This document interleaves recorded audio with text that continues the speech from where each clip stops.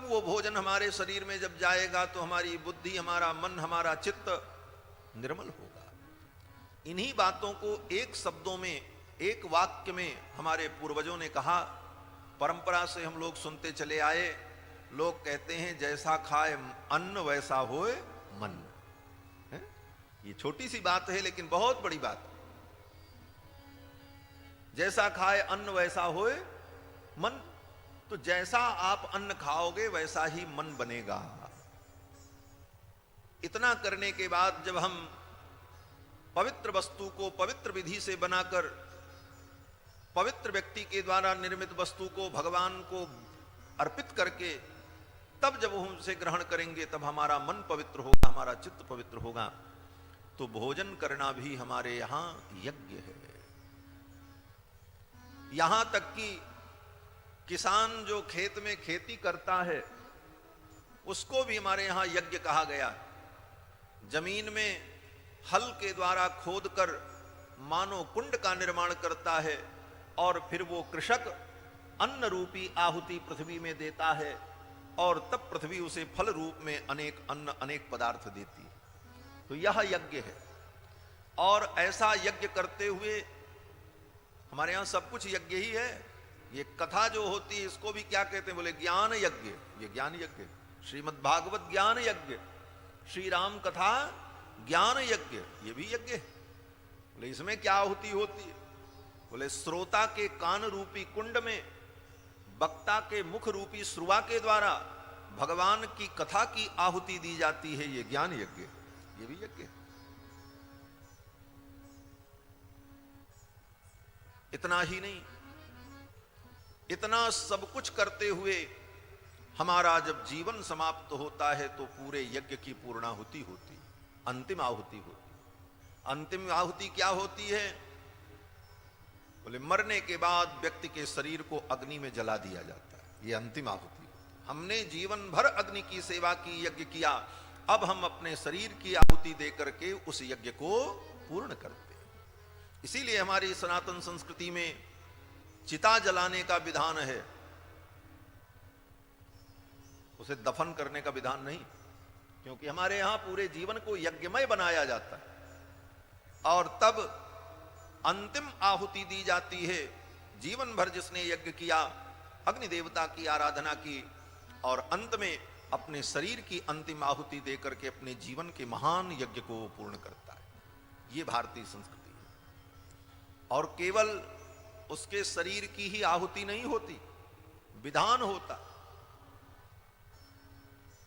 चितादाह करने का, अंतिम संस्कार करने का जो विधान है, उस विधान में लिखा हुआ है कि जब उसकी लाश को अग्नि में रखा जाता है तो अग्नि में रखने के बाद घी लेकर उसकी चिता में उसके घर के लोग जो दाह करते हैं वो आहुति डालते हैं और मंत्र पढ़ा जाता है, लोम अभ्य स्वाहा त्वचे स्वाहा त्वचे स्वाहा इत्यादि जो आहुतियां हैं उस चिता में दी जाती हैं और उस आहुतियों के सहित उसके जीवन का महान यज्ञ पूर्ण होता है।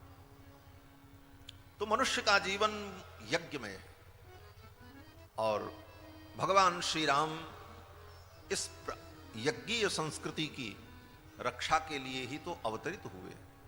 धर्म संस्थापनार्थाय, इस महान धर्म की स्थापना के लिए ही भगवान का अवतार हुआ और भगवान ही यज्ञ पुरुष हैं, यज्ञ की आत्मा हैं। इसीलिए भगवान का प्रादुर्भाव भी यज्ञ से ही हुआ। होम करन लागे मुनिझारी, आप रहे मख की रखवारी। और यहां भी भगवान यज्ञ की रक्षा कर रहे हैं। यज्ञ से भगवान उत्पन्न हुए और बड़े होकर यज्ञ की रक्षा की और फिर आगे चल करके इनका जब विवाह हुआ तो वहां भी यज्ञ ही हो रहा था। वहां कौन सा यज्ञ था? धनुष यज्ञ। धनुष यज्ञ सुनी रघुकुल नाथा, धनुष यज्ञ सुनी रघुकुल नाथा। हर्षि चले मुनिवर के साथा, हर्षि चले मुनिवर के साथा।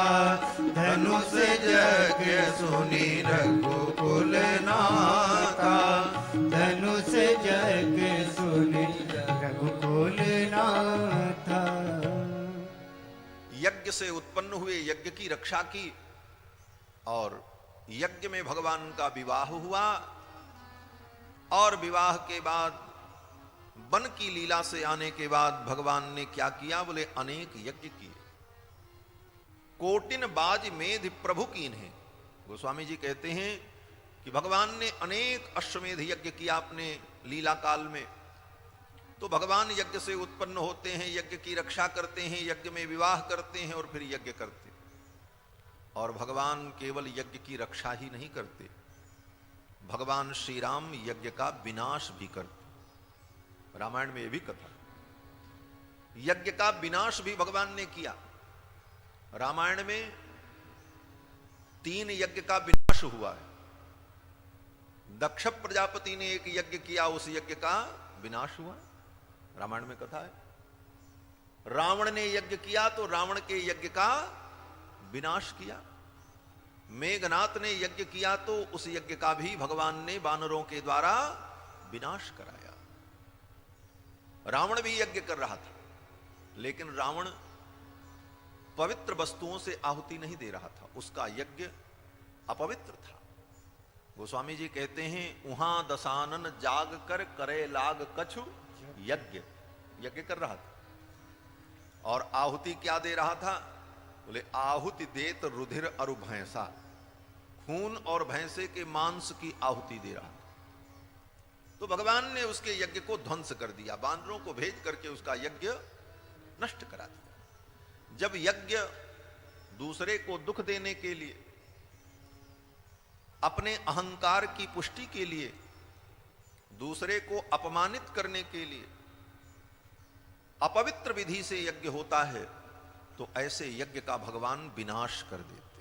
भगवान श्री राम ने ऐसे यज्ञ का विनाश भी किया। क्यों? बोले वो यज्ञ था ही नहीं। यज्ञ के नाम पर जब पाखंड होता है तो ऐसे पाखंड यज्ञ का भगवान विनाश कर देते हैं। और भगवान श्री राम ने रावण और मेघनाथ के यज्ञ का विनाश कर दिया। तो भगवान श्री राम का यज्ञ से अपूर्व संबंध।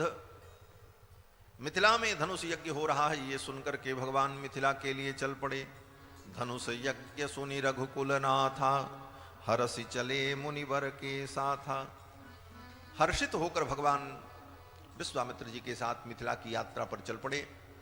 साथ में मुनिमंडली भी चली और थोड़ी दूर की ही यात्रा हुई तो रास्ते में एक आश्रम दिखाई पड़ा। आश्रम एक दीख मग माही, आश्रम एक दीख मग माही। खग मृग जीव जंतु तानाही, खग मृग जीव जंतु तानाही। आश्रम एक दीख मग माही, आश्रम एक दीख मग माही। आश्रम एक दीख मग माही। रास्ते में एक आश्रम दिखाई पड़ा। वो आश्रम पशु पक्षियों से रहित, निर्जन, वहां पर कोई नहीं था। खग मृग जीव जंतु तह नाही, कोई मृग पशु पक्षी कोई नहीं।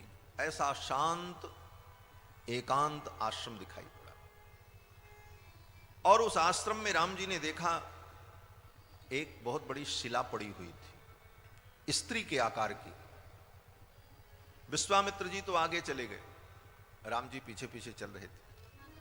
तो राम जी ने जब उस शिला को देखा तो राम जी ने गुरु जी से पूछा, पूछा मुनि शिला प्रभु देखी, पूछा मुनि शिला प्रभु देखी।